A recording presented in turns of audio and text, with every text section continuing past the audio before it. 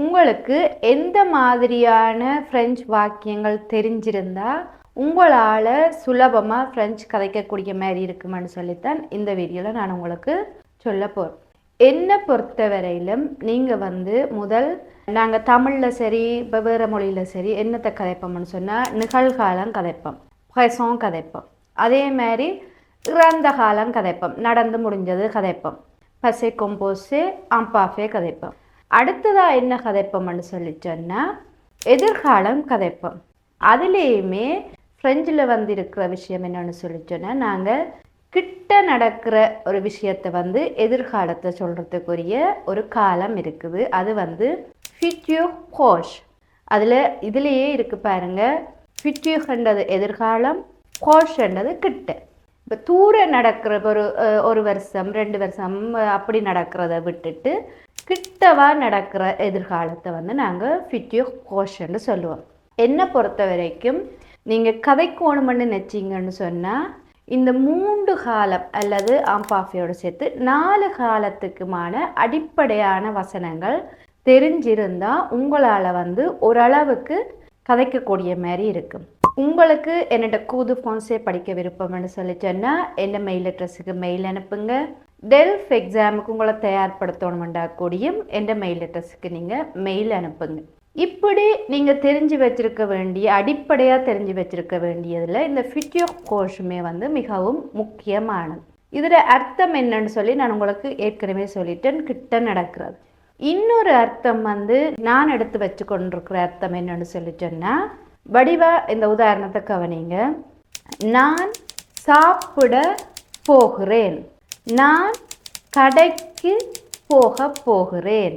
சரி, இப்போ நான் சாப்பிட போகிறேன் என்றா இப்போ உடனே சாப்பிட மாட்டேன், சாப்பிட்டு முடிஞ்ச விஷயம் இல்லை.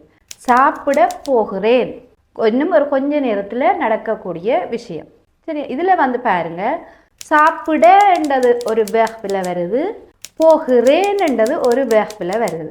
அப்போ உங்களுக்கு வடிவாக தெரியும் நாங்கள் ஃபியூச்சர் ப்ரோஷ் பாவிக்க 2 வேர்ப் கட்டாயம் பாவிக்கணும்.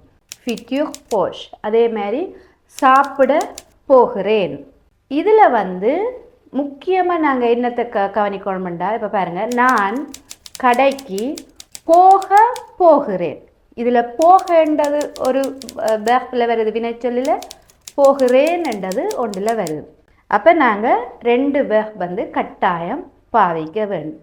இப்போ 2ல் முதலாவதாக அடிப்படையாக என்ன வேர்ப் நாங்கள் பாவிக்கணும்னு சொல்லி சொன்னால் அலே வேர்பை présent de l'indicatif பாவிக்கணும். அது நார்மலாக எல்லாருக்கும் தெரியும். je vais, tu vas, il va, elle va, nous allons, vous allez, ils vont, elles vont. இது கட்டாயம் முன்னுக்கு வரணும். அடுத்தது 2வது பாவிக்க வேண்டிய வேர்ப் என்னன்னு சொன்னால் அது எந்த வேர்பாக இருந்தாலுமே ஆஃபினிட்டிவில் வரணும். அந்த வேர்ப் கான்ஜுகேஷன் பண்ணாமல் முழுமையாக வரணும். சரியா? இப்போ பாருங்க, நான் சாப்பிட போகிறேன். நான் சொன்னால் ஜு, சாப்பிட என்று சொன்னால் என்ன வேர்ப் வரும்? மோஞ்சே. அந்த போகிறேன்ன்றது தான் நாங்கள் அந்த அலே வேர்பை ப்ரெசன்ட்ல பாவிக்கிறோம். நாங்கள் ஜுவுக்கு அலே வேர்ப் என்னென்னு வரும்? ஜு வே. சாப்பிட்றதுக்கு என்ன வரும்? மோஞ்சே. கடைசியில் ஏஹோட அப்படியே வரும். ஜு வே மோஞ்சே. நான் கடைக்கு போகிறேன். சரி, இது 2மே போகிறேன் 2மே அலே வேர்ப் தான் வரும். என்னென்னு சொன்னால் நாங்கள் முதலாவது விஷயமாக அலே வேர்பை ப்ரெசன்ட்ல பாய்ப்போம். அடுத்ததாக வாரதும் போகிறேன் என்று வாரபடியாக அலே வேர்ப் தான் வரும். அப்போ இது என்னென்று வரும்? je vais aller au magasin. அலே அப்படியே ஆஃபினிட்டிவாகவே வரும். கட்டாயம் நீங்கள் ஒரு விஷயத்தை கவனிக்கணும். முதல் சுஜேக்கு அடுத்ததாக அலே வேர்ப் ப்ரெசன்ட்ல கான்ஜுகேஷன் பண்ணி வரும். அதுக்கு அடுத்ததாக வர வேர்ப் எப்போவுமே ஆஃபினிட்டிவில் முழுமையாக வரும்.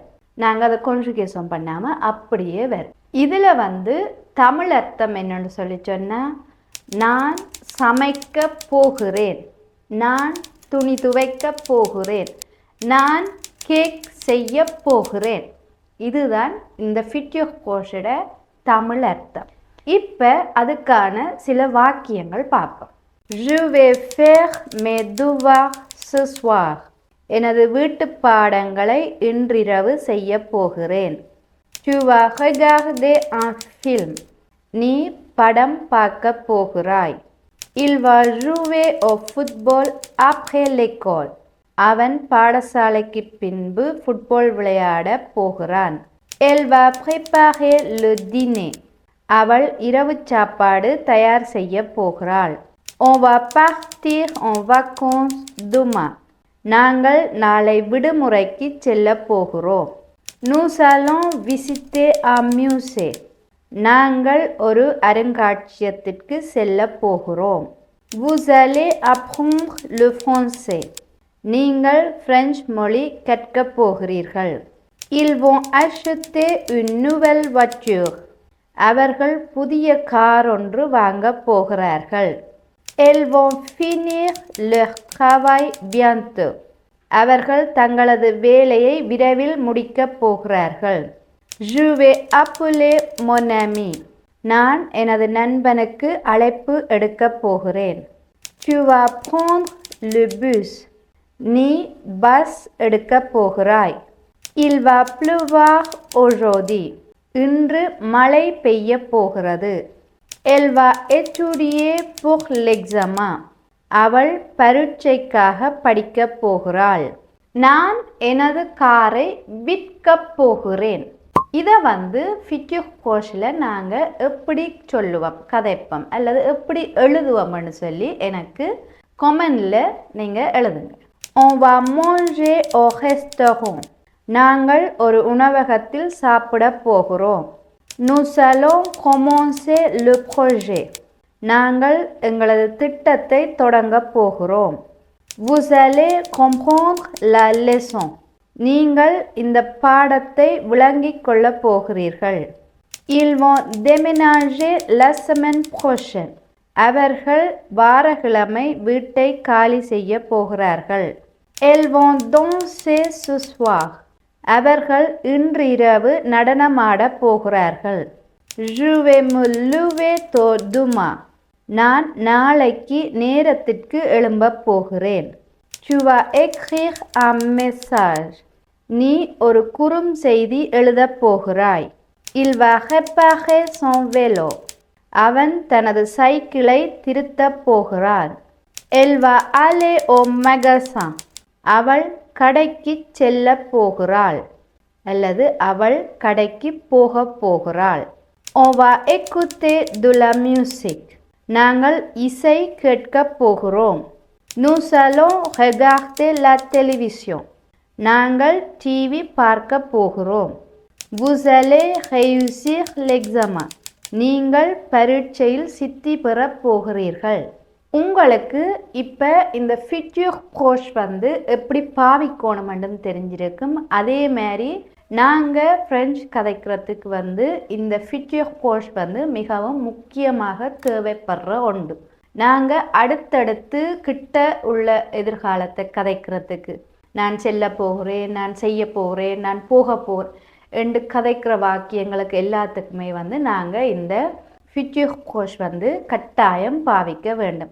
உங்களுக்குமே இது விளங்கி இருக்குமென்று நான் நினைக்கிறேன். ஏற்கனவே ஃப்ரெஞ்சு மொழியை நான் எப்படி கற்றுக்கொண்டேன்னு சொல்லி உங்களுக்கு ஒரு வீடியோ போட்டிருக்கிறேன். அதை ஃபர்ஸ்ட் கமெண்டில் கொடுக்குறேன், நீங்கள் போய் பாருங்கள்.